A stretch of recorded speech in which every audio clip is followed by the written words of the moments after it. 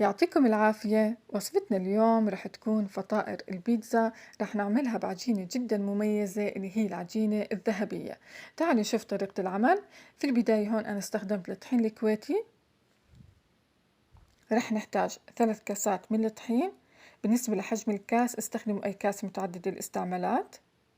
ورح نحتاج كمان نص كاس من الحليب السائل الدافي. راح أحط معه 1.5 معلقة من السكر بالإضافة لمعلقة كبيرة من الخميرة. راح أحركهم كثير منيح مع بعض وأتركهم على جنب حتى تفور الخميرة. راح نحتاج كمان نص كاس من اللبن الزبادي ونص كاس من الزيت النباتي بالإضافة لمعلقة صغيرة من البيكنج باودر. وما تنسوا رشة الملح. هلا هون بنخلط المكونات مع بعض. بالنسبة للبن الزبادي لازم يكون عندنا دافي. ولما تفور معنا الخميرة ونتأكد إنها فارت معنا بهذا الشكل، هلا هون بننزل الحليب بالخميرة على المكونات ونبلش نعجن فيها. لازم تعجنوها كثير منيح حتى تتشكل معكم عجينة طرية ما بتلزق. طبعا أفضل إشي بالعجينة إنها تكون معنا طرية، يعني ما تخلوها تكون شادة حتى تعطيكم نتائج أحسن بالفرن بعد الخبز. هلا هيك عندي العجينة صارت جاهزة. بحطها بصحن نظيف وبتركها ترتاح تقريبا ساعة. الخطوة اللي بعديها هون رح نحضر لخلطة البيتزا.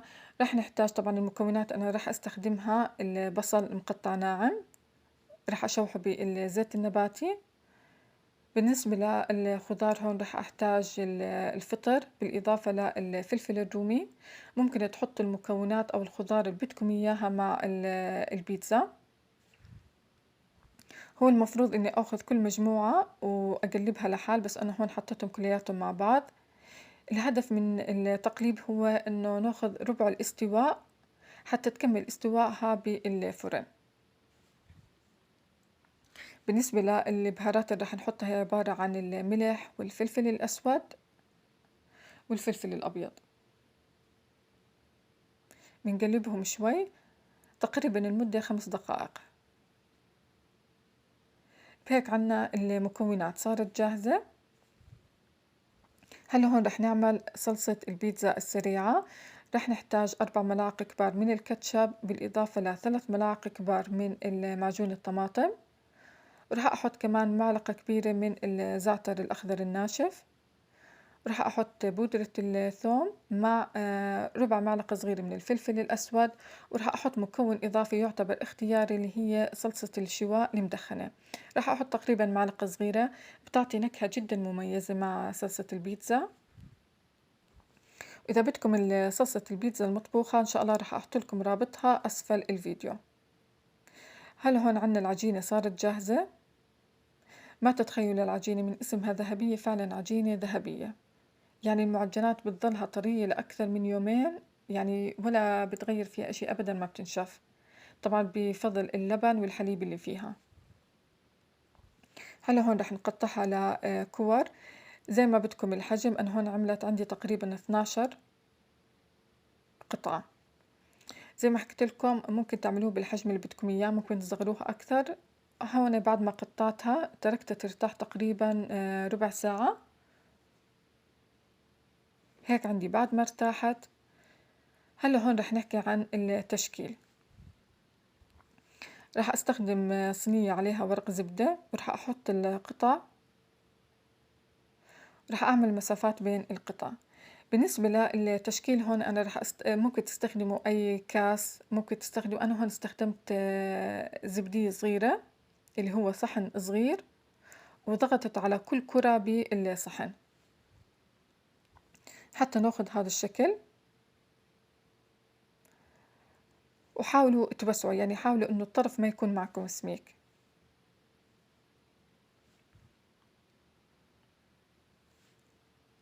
تشكيل جدا بسيط والشكل جدا جميل، يعني بعطيكم شكل مرتب لما تيجي تقدموها.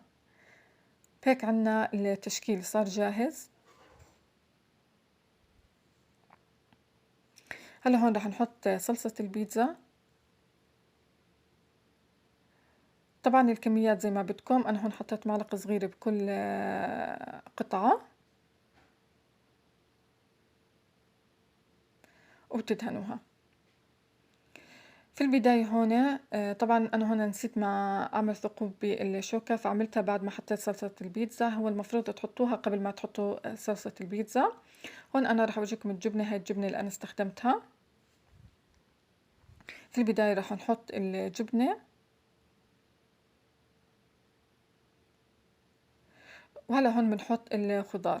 في البداية راح أحط البصل، بعديها الفلفل الملون، وبعديها الفطر.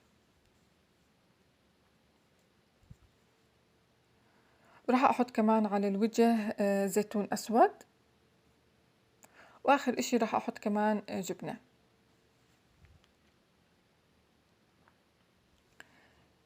ما تتخيلوا طعمها أكثر من رائعة، جد بنصحكم إنكم تجربوها. بهيك عنا المكونات صارت جاهزة. وآخر إشي راح أعمله اللي هو راح أدهن الوجه بخلطة التلميع. خلطة التلميع عنا هي راح تكون عبارة عن بيضتين، بالإضافة لمعلقة كبيرة من الحليب ومعلقة صغيرة من الخل أو الفانيلا زي ما بدكم.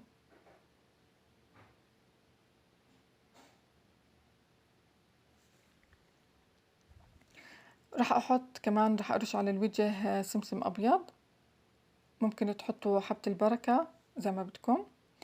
هلا هون راح أحكي عن الخبز. راح نخبزها على درجة حرارة 200 من تحت وبس. ممكن إذا حسيتوا الوجه ما تحمر معكم ممكن تشغلوه شوي من فوق. أنا كل اللي خبزته من تحت. بهيك عنا الفيديو صار جاهز والوصفة صارت جاهزة. بتمنى إنها تعجبكم، وبتمنى إنه الفيديو عجبكم. إذا عجبكم الفيديو ما تنسوا اللايك للفيديو والاشتراك بقناتي، ويعطيكم ألف عافية.